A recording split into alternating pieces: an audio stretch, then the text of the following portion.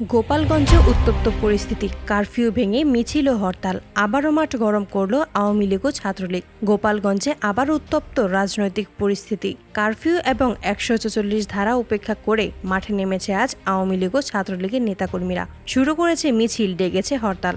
সংঘাতময় এই পরিবেশে জনমনে চরম আতঙ্ক বিরাজ করছে। গত সপ্তাহে এনসিপি একটা জনসভার আয়োজন করতে গেলেই পথে হামলার মুখে পড়ে। হামলাটি চালায় আওয়ামী লীগ ও ছাত্রলীগের নেতাকর্মীরা। হামলার তীব্রতার সেনাবাহিনীদের সহায়তায় এলাকা ছাড়তে বাধ্য হয় এনসিপি নেতৃবৃন্দ। এই ঘটনার পরপরই গোপালগঞ্জে জারি করা হয় কারফিউ, প্রয়োগ করা হয় ১৪৪ ধারা।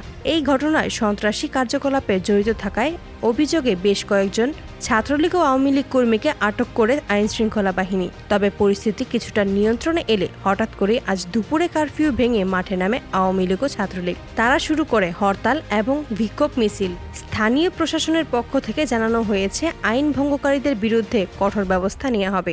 অন্যদিকে এনসিপি জানিয়েছে তারা গণতান্ত্রিক প্রক্রিয়ায় রাজনীতি চালিয়ে যেতে চায় এবং সরকার ও প্রশাসনের কাছে সুরক্ষা চেয়েছে। এই মুহূর্তেই গোপালগঞ্জে নিরাপত্তা জোরদার করা হয়েছে। সেনাবাহিনী ও পুলিশ যৌথভাবে দায়িত্ব পালন করছে। প্রশাসনের নির্দেশনা অনুযায়ী জনগণকে ঘরের বাইরে না যাওয়ার অনুরোধ জানানো হয়েছে।